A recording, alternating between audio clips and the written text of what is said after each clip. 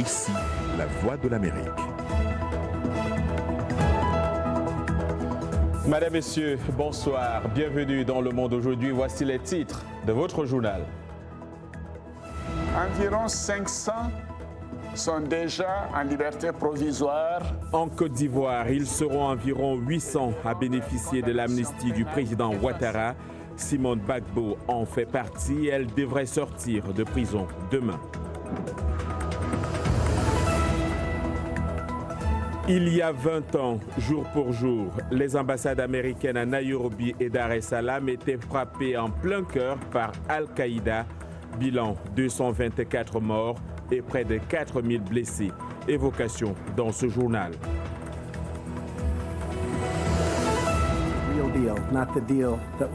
Les États-Unis réactivent les sanctions contre l'Iran. La première salve est entrée en vigueur ce mardi. Téhéran parle d'une guerre psychologique.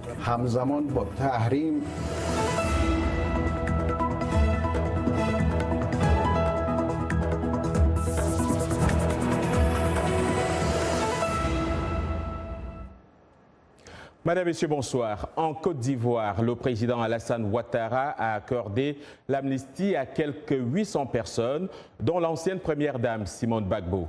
Une annonce faite lors de son discours à la nation à la veille de la célébration des 58 ans de l'indépendance du pays. Notre correspondant à Abidjan, Georges Ibrahim Tounkara, a recueilli des réactions à la suite de cette annonce. Condamnée à 20 ans de prison pour atteinte à la sûreté de l'État, Simone Gbagbo va bientôt recouvrer la liberté et avec elle quelques 800 personnes condamnées ou poursuivies dans le cadre de la crise post-électorale de 2010-2011. L'annonce du président Ouattara a surpris plus d'un Ivoirien, à commencer par l'avocat de l'ex-première dame des Côtes d'Ivoire. Je suis ravi par cette annonce, honnêtement. Je ne m'y attendais pas. Comment Simone a-t-elle réagi? Elle a été très ravie. Surtout après cette année de détention, elle a été ravie de recouvrir enfin la liberté. En ce jour de fête nationale, la mesure prise par le président Ouattara est largement saluée par ses compatriotes. C'est la décrispation qu'on voit, on sent que la réconciliation est là. Nous sommes dans un pays de paix, vous pouvez nous laisser un héritage qu'on doit suivre.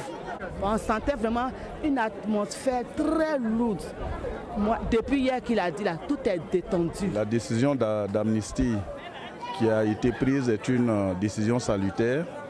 Même si pour moi elle arrive un peu tardivement, j'aurais souhaité qu'elle arrive un peu plus tôt par rapport à la nécessité qu'est un peu la réconciliation pour notre pays. Ce qui s'est passé là pourra permettre d'apaiser les prochaines élections. Alassane Ouattara a également annoncé lors de son discours à la nation un réexamen de la composition de la commission électorale indépendante. Des mesures destinées à décrisper le climat sociopolitique tendu à 2 ans de la présidentielle de 2020. Rendons-nous en Côte d'Ivoire pour retrouver au téléphone Fernand Julien Goz, analyste politique et acteur de la société civile. Monsieur Goz, bonsoir. Monsieur Goz, bonsoir. Voilà, on va revenir certainement sur Monsieur Goz tout à l'heure, qu'on devrait avoir au téléphone. On va traiter une autre actualité, celle du Mali. Au Mali, donc, le collectif des 20 candidats a organisé un meeting au Palais de la Culture de Bamako. Malgré la pluie, les militants et sympathisants sont sortis massivement pour répondre à l'appel des candidats. Le collectif des 20 candidats reste dans le refus des résultats provisoires proclamés par le ministère de l'Administration territoriale et de la décentralisation, dont ils exigent d'ailleurs la démission du ministre. Les élections au Zimbabwe représentent donc les élections représentaient un espoir pour la démocratie, mais les résultats contestés ont provoqué une déception au sein de la population. 2 électeurs partagent leurs espoirs et leurs frustrations après le scrutin. Le récit est d'Abdourahmane Dia. Dongo, ce Zimbabwéen de 32 ans, a voté le 30 juillet dernier pour la première fois. Un privilège pour lui, car c'était aussi le premier vote depuis que Robert Mugabe a été forcé de quitter le pouvoir. Oui, c'est la première fois que je vote. Nous nous sommes rendus aux urnes et les choses se sont bien passées. J'ai voté pour le candidat de mon choix, mais malheureusement, il a perdu les élections et cela m'a grandement déçu. Le jour du scrutin a été jugé pacifique, mais 2 jours plus tard, les partisans du MDC sont descendus dans la rue pour protester les résultats en faveur de Mnangagwa. Alexio, ce vendeur de fruits et légumes, se dit satisfait des résultats et est impatient de voir ce que le président fera pour le Zimbabwe dans les 5 prochaines années. J'ai voté pour ZANU-PF, car avec ce que je fais, c'est le seul parti qui puisse me faire travailler librement sans aucune entrave. Après avoir été déclaré vainqueur, Emmerson Mnangagwa a exhorté les Zimbabwéens à s'unir. De mon côté, je peux lui donner une chance. Chamisa a déclaré qu'il poursuivrait tous les moyens légaux nécessaires pour contester les résultats, mais a refusé de divulguer les mesures spécifiques que son parti prendrait. Sonnant une note de conciliation après que 6 personnes ont été tuées dans une répression post-électorale par l'armée, Mnangagwa a promis d'être président de tous les Zimbabwéens et a déclaré que son rival aurait un rôle crucial à jouer dans l'avenir du pays. Toutefois, le président a rejeté l'idée d'un gouvernement de coalition. Les forces de sécurité nigérianes ont temporairement bloqué les accès au Parlement mardi. Énième rebondissement du bras de fer qui oppose l'exécutif et les 2 chambres à 6 mois de la présidentielle. Plus de précisions avec Blanche Sanou. Des hommes armés portant l'uniforme noir du département de la sécurité de l'État se trouvaient aux portes du bâtiment de l'Assemblée nationale où ils ont été rejoints plus tard par des policiers. Ce qui s'est passé, c'est que nous sommes arrivés tôt le matin, vers 6h30, pour nous rendre à notre bureau, puis les agents de sécurité, surtout les agents du Bureau national des renseignements, nous ont bloqué l'accès. Nous leur avons demandé pourquoi, personne ne nous a répondu. Et sous la pression, ils nous ont dit « les ordres viennent d'en haut ». Aucune raison officielle n'a été avancée, mais plusieurs représentants de l'opposition bloqués à l'extérieur ont accusé la présidence de la République de vouloir lancer une procédure de destitution contre le président du Sénat avec lequel les relations sont tendues. Le président du Sénat, Bukola Saraki, vient de quitter le parti au pouvoir pour rejoindre l'opposition principale. Cet incident intervient à 6 mois des élections présidentielles et législatives où le président Buhari prévoit de briguer un second mandat. Mais la perte de personnalités influentes et des divisions au sein de son parti pourrait lui coûter le soutien de puissants réseaux de patronage et d'électeurs. Au Cameroun, ils sont 9 candidats sur 28 à avoir été retenus pour la présidentielle du 7 octobre prochain. Selon une liste publiée ce mardi par Elections Cameroun, l'organe chargé d'organiser ce scrutin. Parmi les candidats, on note bien sûr le président sortant Paul Biya, 85 ans, dont 35 au pouvoir. Joshua aussi, du SDF, principal parti d'opposition, Garga Manadji, sont également présents dans la liste des figures montantes de l'opposition, tels que l'avocat anglophone Akere Mouna, Maurice Kamto, du MRC, Cabral Libi, le plus jeune candidat de la liste investie par le parti Univers, Adamoundam Joya de l'UDC, Serge Espoir Matomba et Franklin Ndifor Afanwi, la seule dame du groupe. Aujourd'hui marque le 20e anniversaire des attentats perpétrés contre des ambassades américaines en Afrique de l'Est. Ces attentats ont fait plus de 200 morts au Kenya et en Tanzanie. À Nairobi et à Dar es Salaam, les autorités américaines et locales ont participé aujourd'hui aux cérémonies commémoratives. Lily Erling reprend ce reportage de Mwamayo Hamza. Au matin du 7 août 1998, 2 attentats quasi simultanés ont secoué les ambassades américaines au Kenya et en Tanzanie, faisant 224 morts et près de 4000 blessés. À 10h30, les attaquants ont tenté de planter un camion rempli d'explosifs au garage du sous-sol de l'ambassade à Nairobi. L'explosion, qui a retenti dans le quartier des affaires, a gravement endommagé l'ambassade, ainsi que plusieurs bâtiments voisins. J'ai entendu la petite explosion, suivie d'une plus grande. C'est là où tout a éclaté.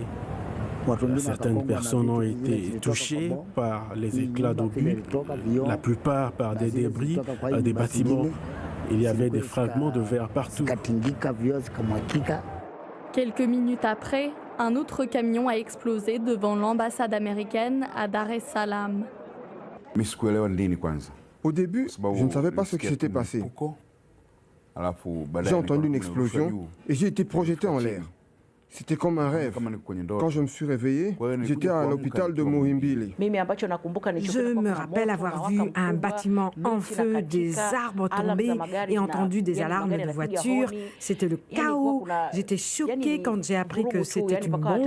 J'étais très confuse. Quelques jours plus tard, les officiels du renseignement américain ont conclu que les agents d'Al-Qaïda avaient planifié et exécuté les 2 attentats.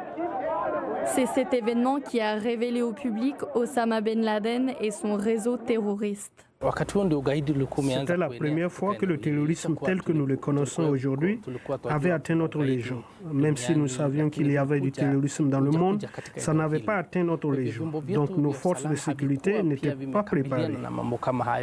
Plus de 10 agents d'Al-Qaïda avaient été arrêtés suite aux attaques. La plupart d'entre eux ont finalement été jugés et condamnés à la prison à vie aux États-Unis. Une vingtaine d'années plus tard, les mesures de sécurité en Afrique de l'Est ont considérablement évolué.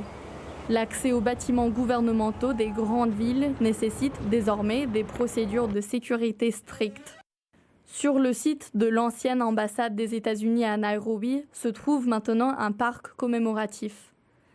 À l'intérieur, un mur où sont inscrits les noms des victimes, pour que tous ceux qui visitent puissent apprendre ce qui s'est passé et se souvenir des vies perdues lors de cette journée meurtrière d'août 1998. Paix aux âmes des disparus. Donc, le président américain Donald Trump a lancé aujourd'hui un avertissement aux pays qui persisteraient à commercer avec l'Iran après le rétablissement des sanctions contre le régime iranien. À Téhéran, comme dans plusieurs capitales du monde, les réactions pleuvent. Les précisions avec Irénée Herman Umbo. C'est avec colère et peur que l'Iran accueille le retour des sanctions décidées à la suite du retrait unilatéral en mai de Washington de l'accord sur le nucléaire iranien conclu en 2015 avec les grandes puissances. Le gouvernement doit trouver une solution. Il devrait tout d'abord résoudre des problèmes intérieurs parce que les gens basculent vraiment dans la pauvreté et la misère. Je doute que les États-Unis puissent faire quoi que ce soit. Ils ne le peuvent pas parce que les Iraniens se soutiennent mutuellement. Les sanctions américaines risquent d'aggraver une économie iranienne à la peine. Le président iranien Hassan Rouhani dénonce à cet égard une guerre psychologique et écarte toute négociation sur un nouvel accord réclamé par Washington. Négociations et sanctions en même temps n'ont aucun sens. Si quelqu'un se tient devant son rival ou ennemi, lui enfonce un couteau dans le bras et cherche des pourparlers, la première chose à faire, c'est d'abord de mettre le couteau dans sa poche et venir à la table des négociations en utilisant la logique. Les États-Unis y a signé un accord. L'État doit respecter sa signature, même si je n'étais pas d'accord avec cet accord par lequel l'Iran a été soumis à 105 engagements. 105 engagements. Et les États-Unis, même pas un engagement. Donc c'était une soumission. Les mesures américaines ont suscité également la colère de la Russie qui a assuré qu'elle ferait tout le nécessaire pour sauver l'accord nucléaire. Les Européens, également signataires de l'accord, se disent prêts à sauver le test et à protéger les opérateurs économiques européens engagés dans des affaires légitimes avec l'Iran. Autre actualité ici aux États-Unis, des ordres d'évacuation étaient toujours en vigueur dans plusieurs communautés au sud de Los Angeles où les feux continuaient de se propager ce mardi. Des images aériennes montrent des flammes répandues dans les montagnes de la forêt nationale de Cleveland. Ailleurs dans l'État, l'incendie massif du complexe de Mendocino a brûlé au moins 75 maisons et forcé des milliers de personnes à être évacuées. Une catastrophe majeure a été déclarée dans l'État de Californie par le président américain. Vous regardez Le Monde aujourd'hui en direct de VOA Afrique. C'est à Washington.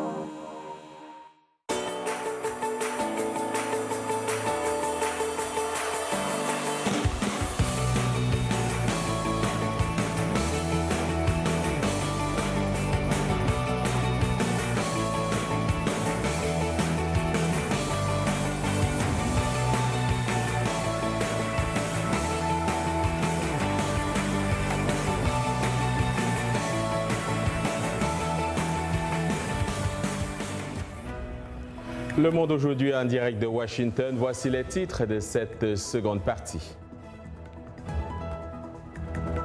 1,6 milliard de personnes n'ont pas accès à un abri adéquat dans le monde, selon ONU Habitat. Aux États-Unis, une organisation dans l'État de Virginie a décidé de s'attaquer à ce problème. Saviez-vous que la moitié de la vanille produite dans le monde vient de Madagascar?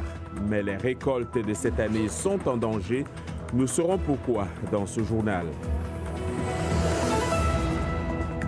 Les adieux d'un monument du football africain, le légendaire gardien de l'Égypte, Essam El Hadari, a annoncé sa retraite internationale à 45 ans.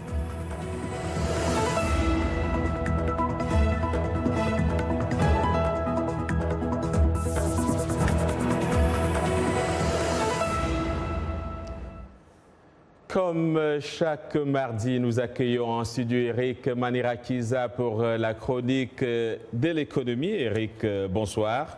Bonsoir John. Alors, la première destination, c'est Mombasa au Kenya. Les autorités locales vont injecter 2 milliards de dollars dans la construction de logements sociaux. Tout à fait John, c'est 200 milliards de shillings, la monnaie locale. 32 000 logements sociaux seront donc construits sur les 2 ans à venir. Le projet débute en septembre prochain. Il constitue un pilier clé du programme de développement et du comté de Mombasa dénommé Vision 2035. Il vise essentiellement à réduire le déficit de logement estimé à 380 000 unités. Le déficit cumulé de logements au Kenya est estimé à plus de 2 millions d'unités. Le rythme actuel de construction de logements est inférieur à 50 000 unités, tandis que le besoin annuel est estimé à 244 000 logements. Pour contenir ce problème d'accès au logement, Nairobi prévoit de construire 1 million de logements sociaux dans tout le pays d'ici à 2023 pour un coût global estimé à 25 milliards de dollars. À présent, un coup d'œil sur la corne de l'Afrique pour découvrir un jeune entrepreneur somalien qui a ouvert la première laiterie du pays. Il s'appelle Abdoukadir Mohamed Salah. Il a ciblé un marché presque vierge dans un pays plutôt habitué au lait en poudre et au lait de chamel. Pour réaliser son rêve, Abdoukadir Mohamed Salah devait relever 2 défis majeurs. D'abord, braver la menace constante d'attaques terroristes à Mogadiscio. Ensuite, changer les habitudes alimentaires de ses compatriotes pour les convaincre à consommer le lait de vache, généralement considéré comme malsain. Il a donc monté une laiterie à Mogadiscio, Irmam Dairy, pour construire et pasteuriser le lait de vache. Et doté d'une capacité de production de 10 000 litres par jour, il ne livre uniquement que 2 000 litres au quotidien.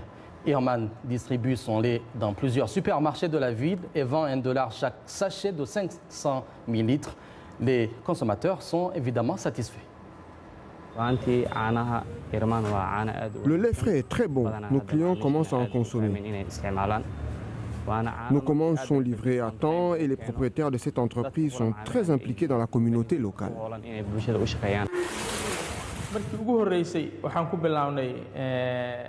Au début, nous avons commencé avec 6 vaches et maintenant nous en avons 54. Nous produisons quotidiennement 600 litres de lait.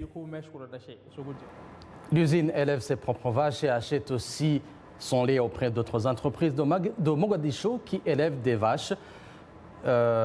Irmam Derby veut bientôt multiplier sa production par 5. C'est pour notamment encourager la production locale plutôt que les importations pour promouvoir l'économie locale. Abdoukadir Mohamed Salah a passé la plupart de sa vie réfugié en Angleterre et a été employé dans une laiterie de Leicester. Après 25 ans d'exil au Royaume-Uni, Abdoukadir Mohamed Salah est retourné en Somalie, mais sa femme et ses enfants y sont restés. Ils sont toujours installés, John, malgré les difficultés d'investir dans un environnement hostile comme la Somalie. Il est convaincu que son affaire peut fonctionner car le bétail abonde et des tonnes de lait en poudre sont importées chaque année. Voilà, du beau lait donc. Merci Eric, on vous retrouve la semaine prochaine. On reste en économie avec quelque chose qui n'est pas très loin du lait. On va à l'île de Madagascar sur la côte est de l'Afrique australe qui produit donc la moitié de la vanille naturelle du monde. Mais alors que commence la précieuse récolte de cette année, le vol et même le meurtre deviennent endémiques. Certains agriculteurs disent qu'ils ne vont plus l'accepter. Gabi Dorsil nous en dit plus. À environ $530 le kilo, la vanille est l'un des arômes naturels les plus précieux au monde. Certains pourraient voler ou même tuer pour mettre la main dessus. Les voleurs ont coupé les plants de vanille et les gousses. Alors je suis devenu plus vigilant. Cette année, j'ai acheté une lance, un petit pistolet et ma ferme. Jean Nassaïn ne veut prendre aucune chance. Il a donc décidé de vivre et dormir sur sa ferme. Et il n'est pas le seul à faire montre d'une telle vigilance, ce qui retient l'attention des autorités locales. Nous nous mettons ensemble pour trouver les mesures idoines pouvant mettre fin au vol de la vanille. La vanille est utilisée pour aromatiser tout, de la crème à la glace au café. De $20 le kilo, son prix a augmenté de façon exponentielle depuis 2010, atteignant le chiffre record de $635 le kilo l'an dernier. C'est alors qu'a débuté la vague de criminalité. À mon avis, si on voudrait quand même stabiliser le prix ou bien réduire le prix, parce que le prix quand même, on reconnaît que c'est très cher au niveau des acheteurs, des consommateurs à l'étranger. Mais pour baisser le prix, il faut baisser progressivement pour ne pas décourager les producteurs. La hausse des prix a incité certains clients à opter pour la vanille synthétique, moins chère. Les beaux gratte-ciel cachent mal une réalité ici aux États-Unis, le problème du logement. En une nuit, en 2017, environ 554 000 personnes ont été recensées expérimentant une nouvelle vie de sans-abri. En Virginie, l'ONG Streetlight tente d'apporter logement et nourriture à ces personnes.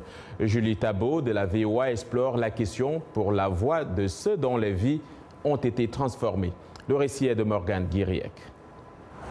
La marche dans cette forêt densément boisée ravive de douloureux souvenirs enfouis dans la mémoire de Richard. Eh bien, comme vous pouvez le voir, c'était ma tante. Richard a habité ici pendant 2 longues années quand il a perdu son emploi. J'ai été expulsé de ma maison et je me suis retrouvé ici. Aujourd'hui, Richard a obtenu un logement et un emploi grâce à l'ONG Streetlight qui vient en aide aux personnes pauvres et aux sans-abri dans la région.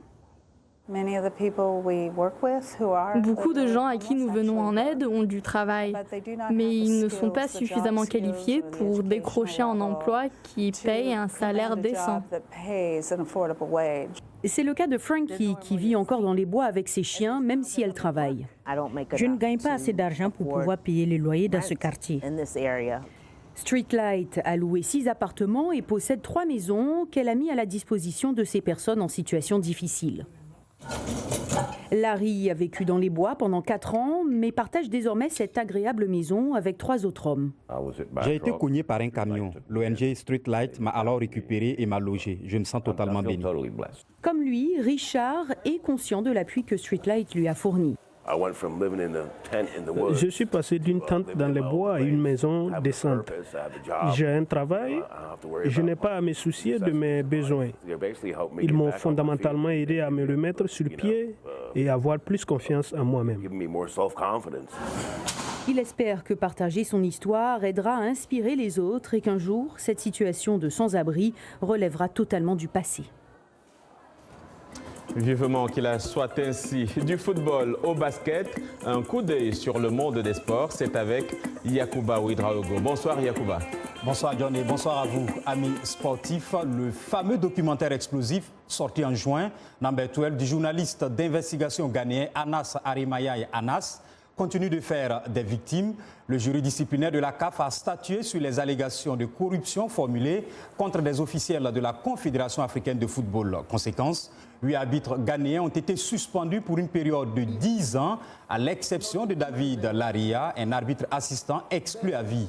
Ils avaient presque tous fait l'objet d'une suspension provisoire en juillet, au moment où la CAF a pris sa première décision dans cette affaire. Dans son communiqué, l'instance africaine du football a aussi annoncé la suspension provisoire de 14 autres arbitres originaires du Ghana, mais aussi du Congo et du Sénégal. En Égypte, on ne le verra plus dans les buts des pharaons. Le légendaire gardien Issam El Hadari a annoncé sa retraite internationale à 45 ans et après 159 sélections internationales depuis 1996. El Hadari est devenu, en juin dernier, le joueur le plus âgé à disputer une Coupe du Monde et vainqueur de la CAN à 4 reprises, 98, 2006, 2008 et 2010. Le Pharaon possède l'un des plus beaux palmarès du football africain, mais ce n'est pas totalement fini. Eh bien, les inconditionnels d'Issam El Hadari pourront toujours se consoler en suivant ses performances en club avec Ismaili. Du basketball, et on retourne donc ici aux États-Unis. Tony Parker, qui a rejoint cet été les Charlotte Hornets après 17 saisons et 4 titres NBA avec San Antonio, a fait ses adieux à la franchise texane. Dans une lettre intitulée « Merci San Antonio », à travers cette longue tribune empreinte de nostalgie, le Français de 36 ans a déclaré vouloir remercier les Spurs qui lui ont offert pendant 17 ans le meilleur job de la planète. Bien sûr, après le journalisme. Et c'est Tony, et tu verras. À demain. Adam Yacouba Ouedraogo, on reste ici aux États-Unis, donc faisons un plongeon dans les eaux fraîches de ce parc aquatique envahi par les Sud-Coréens. Le pays est frappé depuis 2 semaines par une vague de chaleur avec des températures allant de 35 à 40 degrés Celsius. La canicule prolongée en Corée du Nord, en Corée du Sud, a fait 38 morts selon le gouvernement. La capitale du pays, Séoul, a connu une température record de 39,6 degrés Celsius la semaine dernière, la plus forte depuis 1907, lorsque le pays a commencé à compiler des données météorologiques. Et puis, on va donc continuer avec cette information sur l'Afrique du Sud, ou plutôt Hollywood. Le conseil municipal de West Hollywood a adopté hier à l'unanimité une déclaration appelant à priver le président américain Donald Trump d'une étoile sur le Walk of Fame. L'autorité n'a pas le pouvoir de l'enlever elle-même, mais peut le recommander aux autorités de Los Angeles et à la Chambre de commerce de Hollywood. Donald Trump est présent dans le Walk of Fame depuis 2007 avec une étoile en dalle de granit portant son nom. Elle avait été posée alors que le président américain était engagé dans l'immobilier et était une star de la télévision. C'est la fin de ce journal. Merci de l'avoir suivi. J'aurai le plaisir de vous retrouver demain, Dieu voulant, même heure, sur cette même chaîne. Bonne fin de soirée à toutes.